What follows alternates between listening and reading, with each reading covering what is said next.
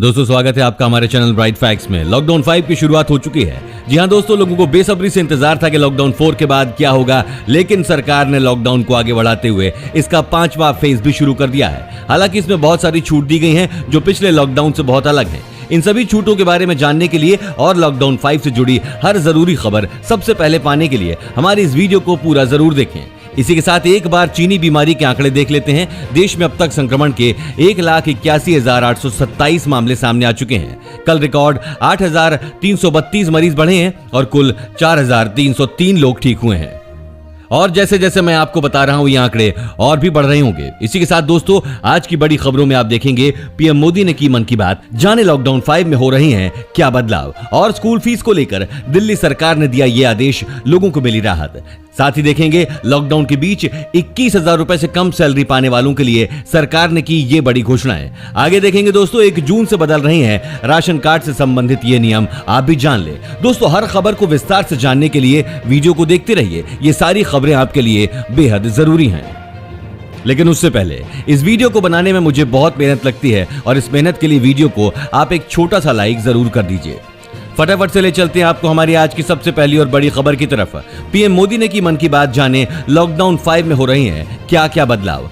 प्रधानमंत्री नरेंद्र मोदी ने मन की बात रेडियो कार्यक्रम के 65वें भाग में एक बार फिर से देशवासियों को संबोधित किया। उन्होंने संबोधन की शुरुआत करते हुए कहा कि पिछली बार जब मैंने आपसे मन की बात की थी तब यात्री ट्रेनें बंद थीं, बसें बंद थीं, हवाई सेवा बंद थी। इस बार बहुत कुछ खुल चुका है। श्रमिक स्पेशल ट्रेन चल रही हैं, अन्य स्पेशल ट्रेनें भी शुरू हो गई हैं। तमाम सावधानियों के साथ हवाई जहाज उड़ने लगे हैं। धीरे धीरे उद्योग भी चलना शुरू हुआ है, यानी अर्थव्यवस्था का एक बड़ा हिस्सा अब चल पड़ा है, खुल गया है। ऐसे में हमें और ज्यादा सतर्क रहने की आवश्यकता है। बता दें, प्रधानमंत्री मोदी ने महामारी को रोकने के लिए 24 मार्च को लॉकडाउन की घोषणा की थी। पहले ये 21 दिनों के लिए था, उसके बाद इसे अलग अलग चरणों में 31 मई तक बढ़ाया गया। कल 1 जून से देश भर में लागू होंगे ये 5 नियम।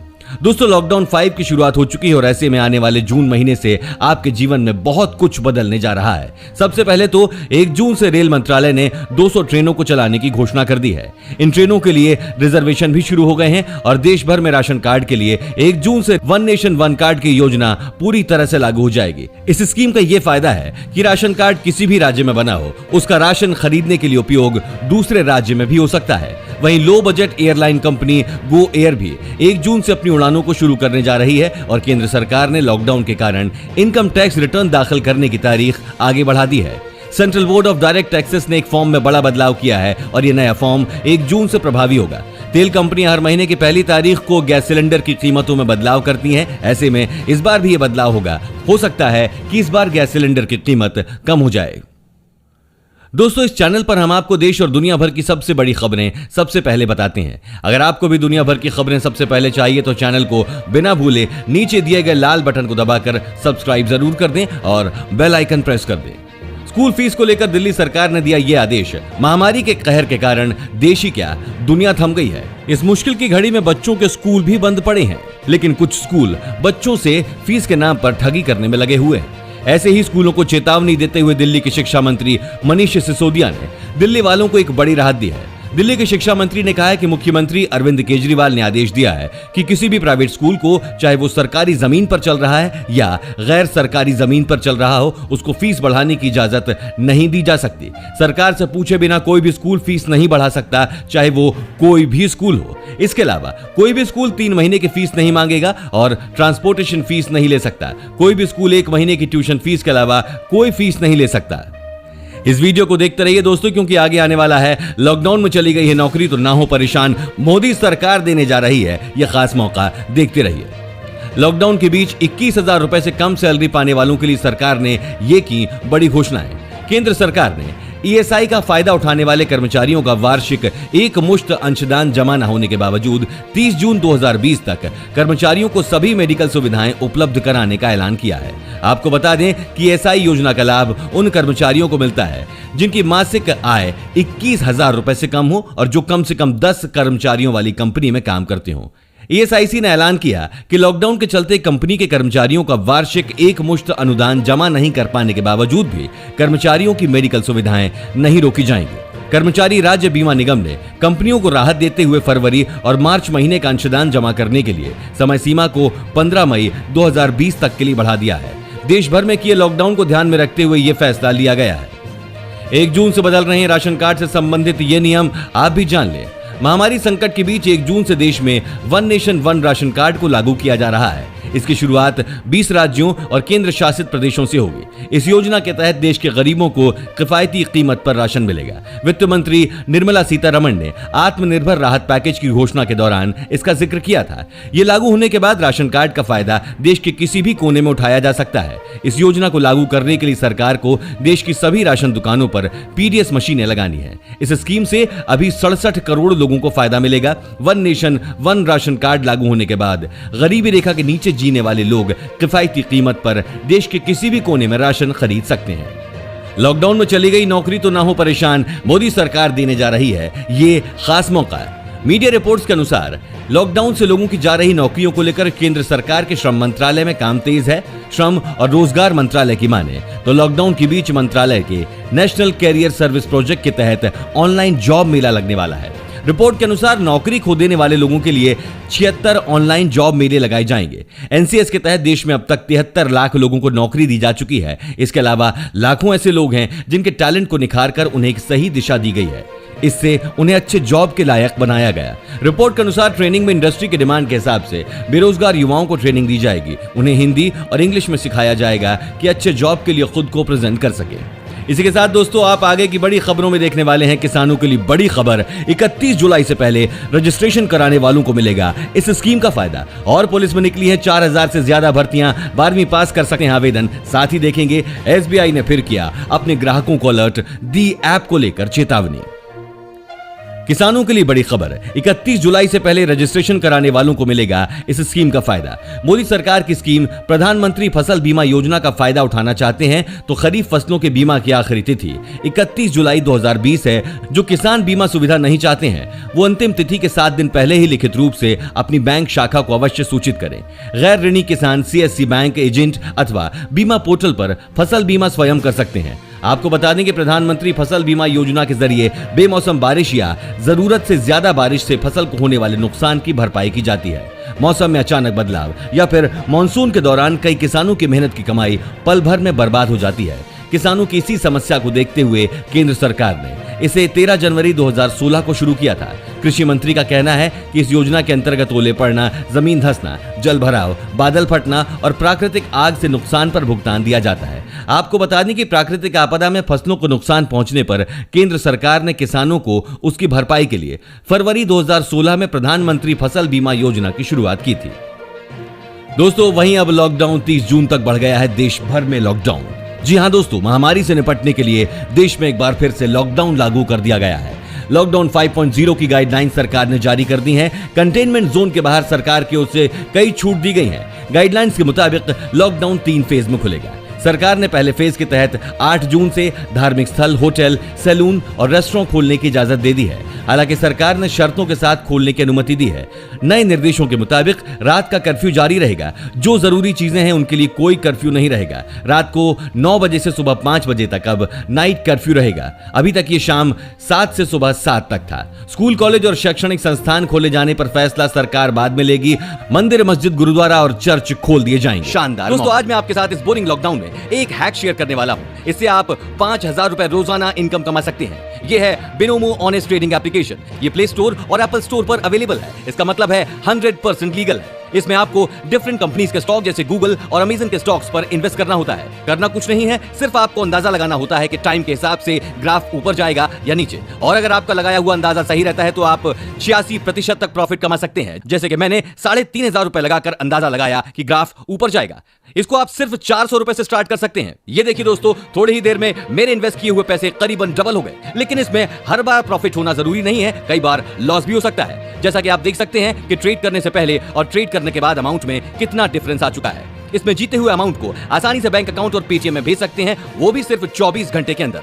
अगर आप हमारे दिए गए प्रोमो कोड का यूज करते हैं तो आपको मिलेंगे आपके डिपॉजिट के डबल, मतलब 10 के 20। और अगर आप नीचे दी गई डिस्क्रिप्शन लिंक से इसको डाउनलोड करते हैं तो आपको मिलेंगे 60,000 रुपए ट्रेडिंग सीखने के लिए आपके डेमो अकाउंट में। तो जल्दी से डिस्क्रिप्शन लिंक से डाउनलोड कीजिए। 10 की जगह अब 11 अंकों का होगा आपका मोबाइल नंबर। जानिए कैसे। 10 अंकों का मोबाइल नंबर अब 11 अंकों का हो सकता है। Telecom regulatory authority of India यानी ट्राई ने ऐसी सिफारिश की है।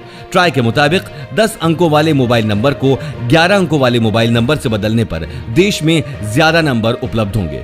मोबाइल नंबर्स को 10 अंकों की जगह 11 अंकों में बदले जाने के अपने प्रस्ताव से देश के दूरसंचार कंपनी ट्राई ने कहा है कि अगर मोबाइल नंबर को 10 की जगह 11 अंकों का कर दिया जाए तो देश में मोबाइल नंबर्स की उपलब्धता बढ़ जाएगी। यानी मोबाइल नंबर 11 अंकों का कर दिया जाए और पहला नंबर 9 रखा जाए तो देश में कुल 10 अरब नए मोबाइल नंबर बनाए जा सकेंगे। इसके साथ ही ट्राई ने फिक्स लाइन से कॉल करते समय मोबाइल के आगे 0 लगाने की भी सिफारिश की है। इसी बीच लॉन्च हो रहा है Jio phone 3 online booking. Specifications, features और कीमत जाने। जियो फोन्स को उनके सस्ते दाम और अच्छी बैटरी की वजह से ज्यादा लोकप्रियता हासिल हुई थी। इस फीचर फोन का इस्तेमाल इस वक्त भारत की एक बड़ी आबादी कर रही है। इस सीरीज में कंपनी अभी तक 2 फोन को लॉन्च कर चुकी थी, अब आ रहा है Jio phone 3।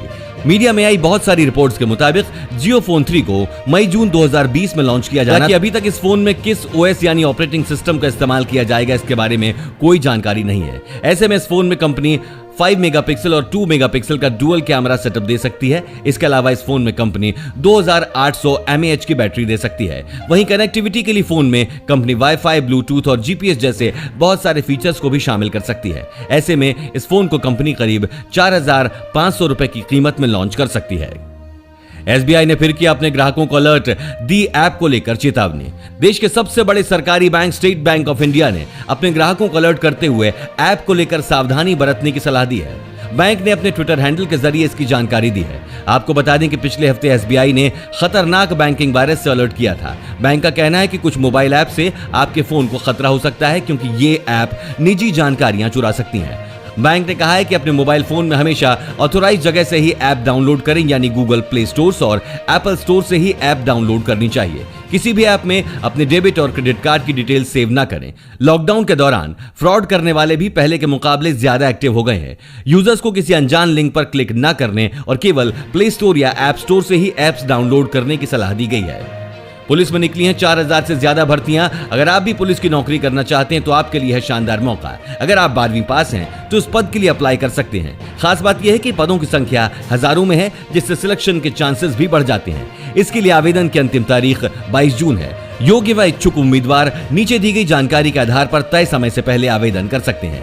Karnataka state police recruitment 2020 के तहत पुलिस कांस्टेबल्स पद के लिए 2565 भर्तियां निकाली गई हैं और पुलिस कांस्टेबल सशस्त्र के पदों के लिए 1449 भर्तियां निकाली गई हैं। उम्मीदवार की आयु 19 साल से 25 साल के बीच होनी चाहिए। चुने गए उम्मीदवारों को 21,400 से 42,000 रुपए प्रति माह के हिसाब से सैलरी मिलेगी। योग्य उम्मीदवार ऑफिशियल वेबसाइट ksp.gov.in पर जाकर ऑनलाइन आवेदन कर सकते हैं।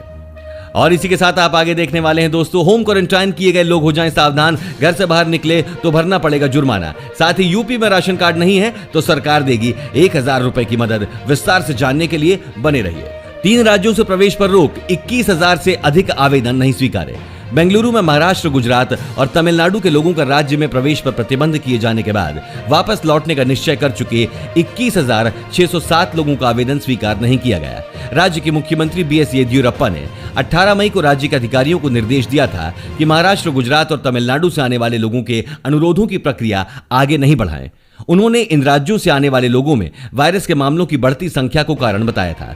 सुप्रीम कोर्ट के हस्तक्षेप के बाद राज्य सरकार ने मरीजों के इलाज के लिए आवश्यक सेवाओं की आवाजाही की अनुमति दी थी। अब महाराष्ट्र, गुजरात और तमिलनाडु से लोगों के प्रवेश पर रोक लगाने की घोषणा हुई। उस समय सेवा सिंधु पोर्टल पर आने वाले 75% आवेदनों को अनुमति दी जा चुकी थी।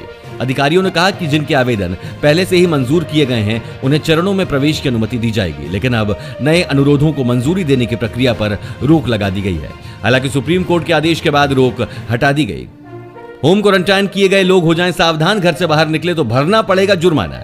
मध्य प्रदेश में महामारी के खतरे को देखते हुए सतर्कता बरतने की बहुत जरूरत है, जिसके लिए सरकार अब नए कदम उठा रही है। प्रदेश में अब होम क्वारंटाइन किए गए व्यक्ति को भी नियमों का उल्लंघन करना भारी पड़ सकता है। होम क्वारंटाइन की अवधि में बाहर निकलने वाले को 2000 रुपए का जुर्माना भरना होगा। प्रदेश में चीनी बीमारी के संदिग्ध कुछ सिम्टम्स वाले मरीजों को होम क्वारंटाइन करने के साथ साथ कुछ शर्तें भी माननी होंगी। मरीजों को होम क्वारंटाइन होने के लिए स्वास्थ्य विभाग के नियमों का पालन करना होगा। अगर कोई व्यक्ति नियमों का उल्लंघन करता है तो उसे जुर्माना भरने के साथ साथ क्वारंटीन सेंटर में जाकर रहना होगा। एक बार मौसम का हाल देख लेते हैं। आंधी बारिश ने कहीं दिलाई राहत तो कहीं बनी आफत।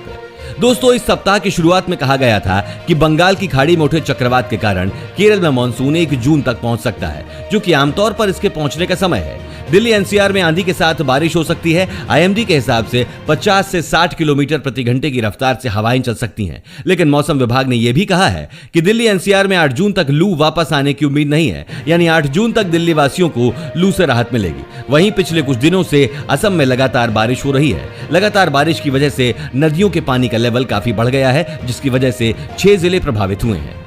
यूपी में राशन कार्ड नहीं है तो सरकार देगी 1000 रुपए की मदद। लॉकडाउन के बाद से अलग अलग राज्यों से लाखों की तादाद में मजदूर वापस अपने घर आए हैं। इनमें से एक बड़ी संख्या यूपी के मजदूरों की भी है। इससे पहले योगी सरकार ने दिहाड़ी मजदूरों के खाते में 1-1000 रुपए देने का फैसला किया था।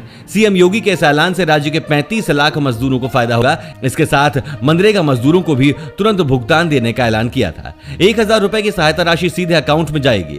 इनके अलावा दिहाड़ी वालों को अनाज दिया जाएगा। 1.65 करोड़ परिवारों को अनाज उपलब्ध होगा। बीपीएल परिवारों को 20 किलो गेहूं, 15 किलो चावल मुफ्त दिया जाएगा। पीडीएस दुकानों के जरिए अनाज दिया जाएगा। राजस्थान बोर्ड की बची हुई परीक्षा इस दिन से शुरू हो सकती है, जानिए टाइम टेबल। राजस्थान शिक्षा बोर्ड अध्यक्ष डॉक्टर डीपी जारोली ने जानकारी देते हुए बताया कि राजस्थान बोर्ड की बची हुई बोर्ड परीक्षाएं 18 जून से शुरू होंगी। उन्होंने बताया कि 12वीं कक्षा की परीक्षाएं 18 से 30 जून तक और 10वीं की परीक्षाएं 27 से 30 जून तक होंगी। 10वीं की 29 जून को सामाजिक विज्ञान और 30 जून को गणित की परीक्षा होगी। वहीं 12वीं गणित की परीक्षा 18 जून को होगी। बाकी परीक्षाओं का टाइम टेबल भी राजस्थान बोर्ड ने अपने ऑफिशियल साइट पर जारी कर दिया है। दोस्तों, आपको क्या लगता है कि कौन से महीने में चीनी बीमारी पूरी तरह से भारत से खत्म हो जाएगी? अपना जवाब मुझे कमेंट करके जरूर बताएं। और साथ ही अगर आपको ऐसे न्यूज हर रोज अपने मोबाइल फोन पर चाहिए तो बिना भूले हमारे चैनल को नीचे दिए गए लाल बटन को दबाकर सब्सक्राइब जरूर कर दें। धन्यवाद।